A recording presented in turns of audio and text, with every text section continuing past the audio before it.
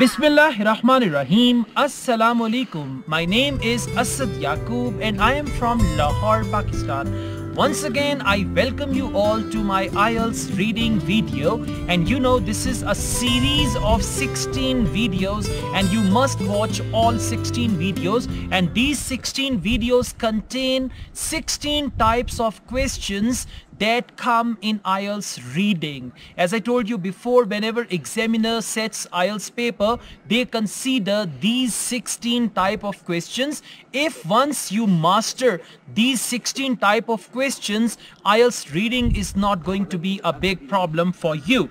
The type of questions which we are going to discuss right now, that is paragraph heading, or we also call it list of heading. Now list of heading or paragraph heading, that is the same thing, and it is very complicated, it is very confusing, and let me tell you why it is confusing. Because if there are 6 paragraphs, instead of 6 headings, they are going to give you 9 headings, right?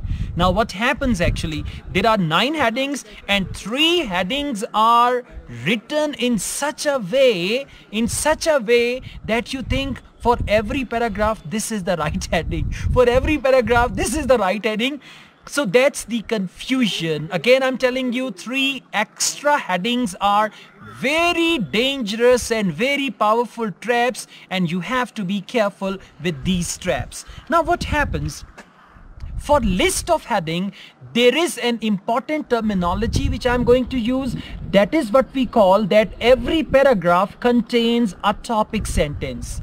Now you got to see what that topic sentence is, because when you're doing list of headings, you got to find a topic sentence and then you have to match that topic sentence with the heading, and there you understand. And what a pity that this topic sentence is sometimes in the first sentence of the paragraph, sometimes it's somewhere in the middle, sometimes it is given at the end, sometimes half of it is given in the beginning, half of it is given at the end. So you need to identify the topic sentence. My tip is, when you are reading the paragraph, right, and you're going to find an appropriate heading for that, you need to think you need to think, if I have to give a heading to this paragraph, what that heading is going to be, the first thing. The second thing is, as you read the paragraph, you need to see what is the topic sentence. You know, sometimes there is the narration in the paragraph, they narrate the things, at the end they conclude with an appropriate option. So that can be the heading actually, and you can just use that. Okay. Cover karen. He's holding some food stuff.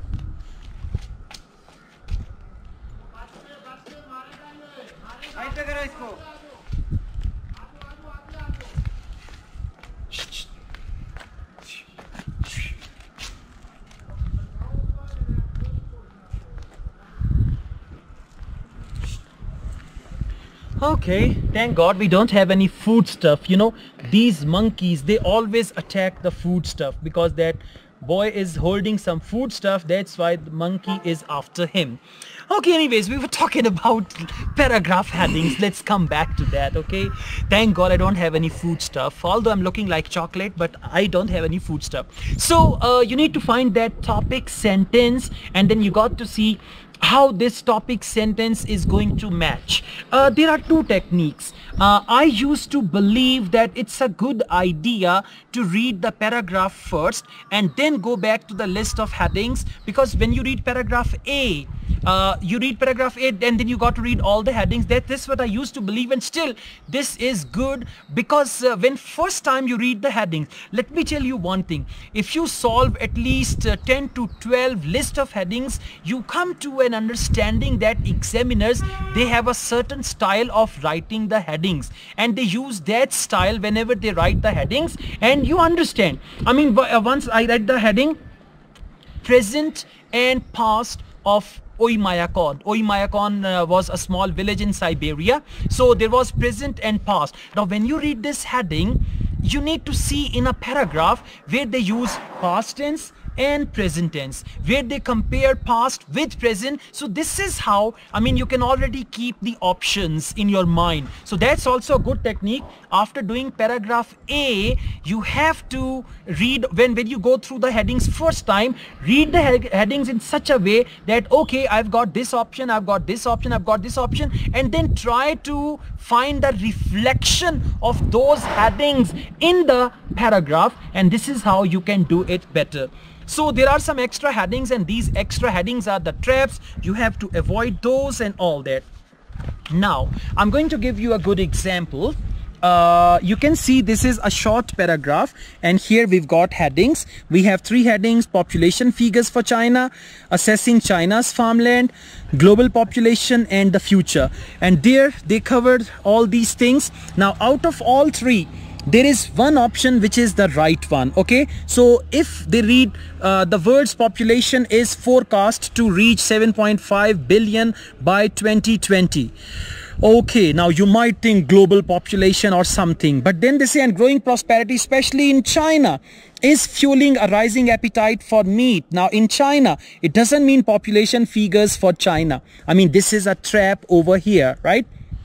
Then they say a rising appetite for meat and cereals, yet it is becoming harder to find the new farmland. Now new farmland doesn't mean assessing China's farmland. This is a trap. Heading number 1 is a trap. Then they say water is increasingly scarce and crop yield growth is slowing.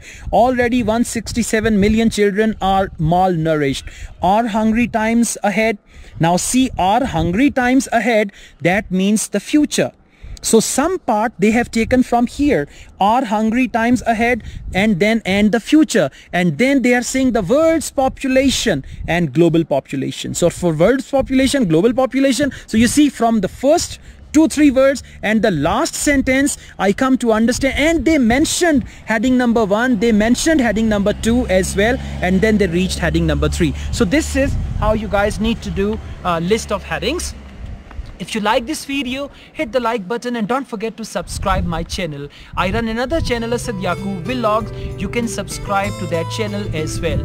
I also teach IELTS online. If you want to join my online IELTS classes, my WhatsApp number is given. You can contact me for that. Asad Yaqub wishes you all the best. Take care. Allah Hafiz.